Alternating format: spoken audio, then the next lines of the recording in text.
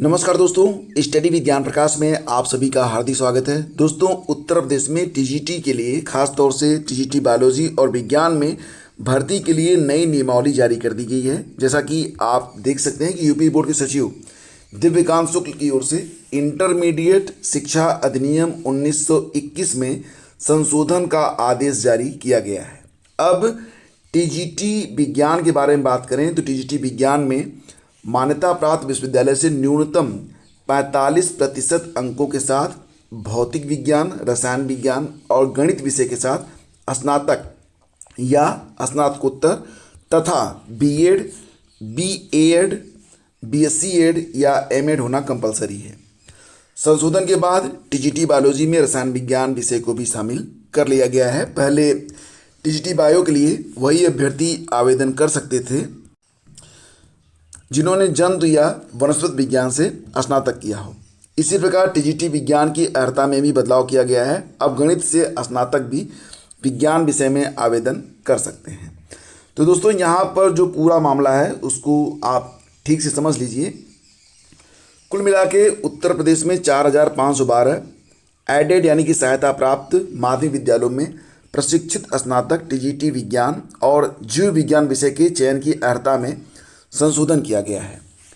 TGT जीव विज्ञान के लिए किसी मान्यता प्राप्त विश्वविद्यालय से कम 45% अंकों के साथ जंतु विज्ञान, जूलॉजी, वनस्पति विज्ञान, बॉटनी और रसायन विज्ञान के साथ स्नातक या स्नातकोत्तर तथा राष्ट्रीय अध्यापक शिक्षा परिषद यानी कि एनसीटी से मान्यता प्राप्त संस्था से बीएड या बीएड या फिर बीएससी एड या एमएड होना कंपलसरी है। तो यहाँ पर बेसिकली साइंस और जो बायोलॉजी होता है, जीव विज्ञान, साइंस और बायोलॉजी विषय के अंतर्गत टीजीटी की अर्हता में एक बड़ा बदलाव देखने को आपको मिल रहा है। सबसे पहले तो ये है कि स्नातक में 45% अंक ये कंपलसरी कर दिया गया है।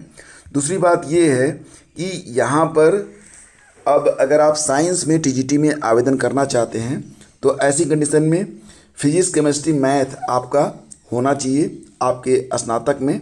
और अगर आप आवेदन करना चाहते हैं बायोलॉजी में तो जेडबीसी यानी कि जूलॉजी, बॉटनी और केमिस्ट्री होना कंपलसरी कर दिया गया है। तो ये अर्हता यहाँ पर जो नई वाली अर्हता है उसके अंतर्गत ये बदलाव किया गया है। इंटरमीडिएट शिक्षा अधिनियम में संशोधन के लिए जो नोटिफिकेशन है वो जारी कर दिया गया है। दोस्तों, इसी के साथ आपको ये भी बता दें कि हाई स्कूल में विषय नहीं शिक्षकों की होगी भर्ती। तो यूपी बोर्ड ने टीजीटी बायो की अर्हता में संशोधन तो कर दिया है, लेकिन हाई स्कूल स्तर पर यह विषय पढ़ाया नहीं जाता है।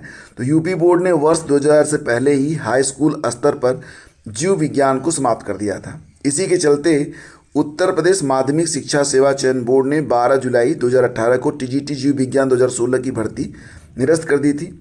तत्कालीन बोर्ड सचिव नीना श्रीवास्तव ने अर्हता में संशोधन का प्रस्ताव भी भेजा था, लेकिन अर्हता में संशोधन नहीं हुआ और बाद में हाई कोर्ट के आदेश पर चयन बोर्ड को टीजीटी जीव विज्ञान की परीक्षा करानी पड़ी थी।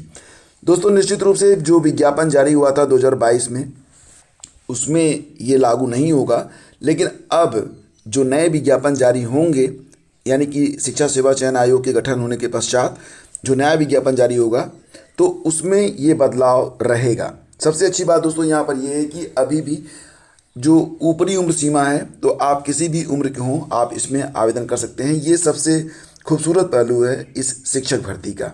आगे बढ़ते हैं दोस्तों और बात करेंगे पीटी के लिए, यानी कि पीटी 2023 का जो परिणाम है वो जारी कर दिया गया है।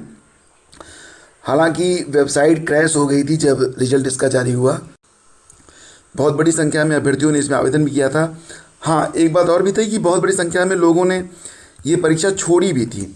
फिलहाल जो नोटिफिकेशन जारी किया गया है उसमें कुछ चीज़ें बहुत ही अहम हैं जो कि आपको पता होनी चाहिए। जैसा कि आप लोग जानते हैं कि जो परीक्षा हुई थी ये 28 और 29 अक्टूबर को दो पालियों में करवाई गई थी और माननीय आयोग की बैठक दिनांक 29 जनवरी 2024 में उक्त लिखित परीक्षा से संबंधित अभ्यर्थियों के स्कोर को प्रकाशित करने हेतु अनुमोदन प्रदान किया गया।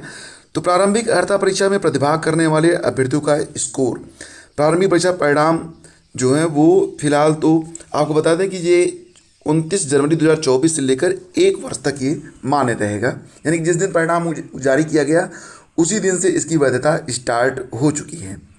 तो दोस्तों, निर्दोषों के उपरांत भी 31 अभ्यर्थियों द्वारा OMR शीट में प्रश्न पुस्तिका क्रमांक अंकित नहीं किया गया या गलत अंकित किया गया तो 31 अभ्यर्थियों का अभ्यर्थन निरस्त करते हुए उनके स्कोर कार्ड में परीक्षा की स्थिति कैंसिल्ड अंकित की गई। यानी कि जिन लोगों ने बुकलेट का जो क्रमांक है, बुकलेट सीरियल नंबर, वो सही नहीं डाला या फिर गलत कर दिया तो उनका जो रिजल्ट है वो कैंसल्ड हो गया।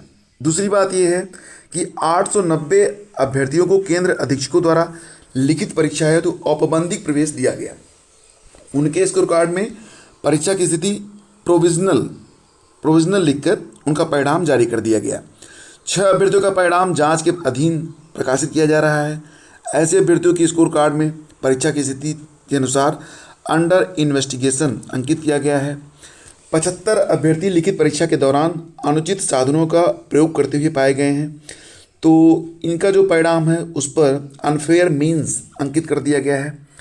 तो इसी क्रम में प्रश्नगत विज्ञापन से संबंधित समस्त अभ्यर्थियों को यहाँ पर सूचित किया जाता है कि पीटी यानी कि प्रिलिमिनरी एलिजिबिलिटी टेस्ट 2023 की लिखित परीक्षा का परिणाम स्कोर ये आप ऑफिशियल वेबसाइट upSSC.gov.in पर जाकर डाउनलोड कर सकते हैं।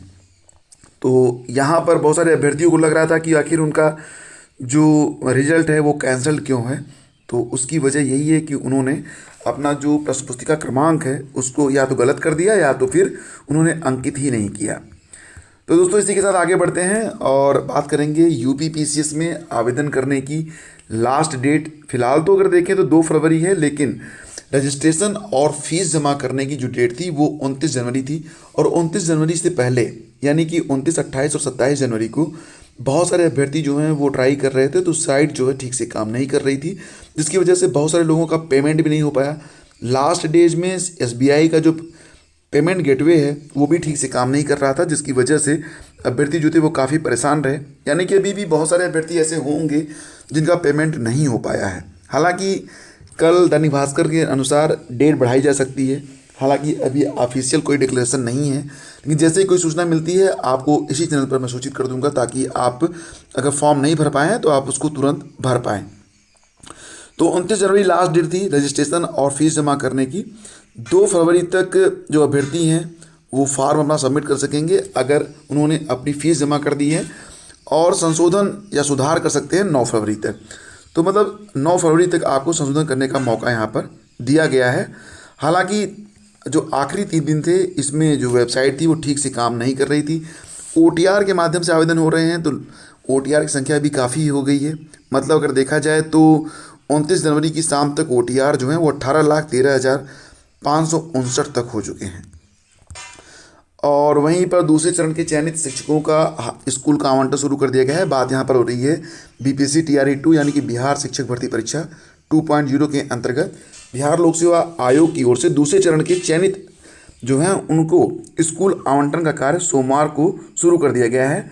सबसे पहले नवादा जिले के शिक्षकों से इसकी शुरुआत की जा रही है। शिक्षा विभाग के पदाधिकारी इस कार्य में लगे हैं। पदाधिकारियों ने बताया कि स्कूल आवंटन का कार्य पूरा होने के बाद संबंधित जिले के शिक्षकों की सूची विभाग की वेबसाइट पर उपलब्ध करा दी जाएगी और वेबसाइट देखकर शिक्षक को यह जानकारी दी हो जाएगी कि उन्हें कौन से स्कूल में जाकर योगदान देना है। तो शिक्षकों को काफ़ी दिनों से इसका इंतजार था। विभाग के पदाधिकारी बताते हैं कि नवादा के बाद चरणवार जल्दी सभी जिलों के शिक्षकों को स्कूल आवंटित किया जाएगा। इसको लेकर जिलावार चयनित शिक्षकों और विषयवार स्कूलों के रिक्त पदों की एंट्री पोर्टल पर की जा रही है। तो मतलब कि पोर्टल पर ही आपको सारी जानकारी उपलब्ध करवा दी जाएगी और इसी के आधार पर शिक्षकों स्कूल आवंटन सॉफ्टवेयर के माध्यम से आपको जानकारी मिल जाएगी। विभाग से विभाग जानकारी मिल रही है उसके मुताबिक नवादा के अलावा खगड़िया, मुंगेर और नालंदा जिले की सूची की एंट्री का भी काम लगभग पूरा हो चुका है। वहीं पर दोस्तों बात करें तो अशासकीय सहायता प्राप्त यानी कि एडेड विद्यालयों के शिक्षकों ने बकाया वेतन भुगतान और सेवा बहाली के लिए सोमवार को लखनऊ में माध्यमिक शिक्षा निदेशालय का घेराव कर धरना दिया है। इस पर शिक्षा निदेशक डॉक्टर महेंद्र देव ने ज्ञापन लेकर 2 दिनों में कार्रवाई का आश्वासन भी दिया है। वहीं शिक्षकों ने सुनवाई न होने पर फरवरी के पहले सप्ताह में फिर से क्रमिक अनशन शुरू करने की चेतावनी दी है। तो जैसा कि आप लोग जानते हैं कि उत्तर प्रदेश माध्यमिक शिक्षक तदर्थ संघर्ष समिति के नेतृत्व में 53 दिनों तक निदेशालय पर याचना कार्यक्रम चलाया गया था। इसके बाद शासन ने बकाया वेतन देने और सेवाओं को समाप्त करने का आदेश दिया था। सभी का भुगतान तो हो गया, लेकिन लखनऊ, जौनपुर और बहराइच में नहीं हुआ है। तो ये जो मामला है तदस्थ शिक्षकों का है, उत्तर प्रदेश से संबंधित है। इसके बारे में आप लोग काफ़ी कुछ जानते होंगे। थोड़ा सा आपको ये भी बता देंगे, सहायक सांख्यिकी अधिकारी यानी कि ASO 2019 भर्ती का अंतिम परिणाम जारी करने के लिए अभ्यर्थियों ने सोमवार को भी UPSSC पर जो है धरना दिया। अभ्यर्थियों ने कहा कि उनकी भर्ती प्रक्रिया 5 साल में पूरी नहीं हो पाई। सारी औपचारिकता पूरी करने के बाद भी वह 1 साल से परिणाम के लिए भटक रहे हैं। अभ्यर्थियों ने लोकसभा चुनाव की आचार संहिता लगने से पहले परिणाम देने के लिए निवेदन किया है, मांग की है। और फ्रेंड्स, यहाँ पर आगे बढ़ें तो पुरानी पेंशन को लेकर रेलकर्मी लामबंद हैं। रेलकर्मियों के साथ दूसरे संगठनों के कर्मचारी भी इसमें शामिल हैं। इस संबंध में फरवरी में बैठक होगी। इसमें रेलवे के चक्का जाम पर निर्णय लिया जाएगा। रेलवे में चक्का जाम करने के बारे में बात चल रही है पुरानी पेंशन को लेकर। और इलाहाबाद विश्वविद्यालय में 2 विषयों में शिक्षक भर्ती के लिए प्रस्तावित चयन समिति को स्थगित कर दिया गया है। इस बाबत इलाहाबाद विश्वविद्यालय के रजिस्ट्रार प्रोफेसर NK शुक्ला ने सोमवार को नोटिफिकेशन जारी किया है। इलाहाबाद विश्वविद्यालय के दर्शन शास्त्र विभाग और गांधीयन इंस्टीट्यूट में शिक्षक भर्ती के लिए 6, 7, 8, 9 और 10 फरवरी को इंटरव्यू प्रस्तावित थे, जिन्हें अपरिहार्य कारणों से स्थगित कर दिया गया है। इंटरव्यू इलाहाबाद विश्वविद्यालय के गेस्ट हाउस में सुबह 9 बजे से प्रस्तावित थे। इलाहाबाद विश्वविद्यालय में शिक्षकों के 342 पदों पर भर्ती के लिए बीते 12 दिसंबर 2023 से 2 जनवरी 2024 तक ऑनलाइन आवेदन लिए गए थे। इनमें असिस्टेंट प्रोफेसर के 42 विषयों में 147 पद, एसोसिएट प्रोफेसर के 39 विषयों में 130 और प्रोफेसर के 33 विषयों में 65 पद को शामिल किया गया है। इस भर्ती में SC, ST और OBC के 82 बैकलॉग पदों को भी शामिल किया गया है। इन पदों पर भर्ती के लिए 9000 से अधिक अभ्यर्थियों ने आवेदन किया है। तो दोस्तों, ये थी आज की न्यूज अपडेट। करंट अफेयर के नोट्स के लिए आप लोग डिस्क्रिप्शन और पहला कमेंट बॉक्स चेक कर सकते हैं। और अगर दोस्तों आपको ये वीडियो अच्छा लगा है तो प्लीज़ वीडियो को लाइक और शेयर आप जरूर कर दिया करें। तो आज के इस वीडियो में बस इतना ही। Thank you so much for watching the video. आप सभी के सहयोग के लिए बहुत बहुत धन्यवाद। Thank you.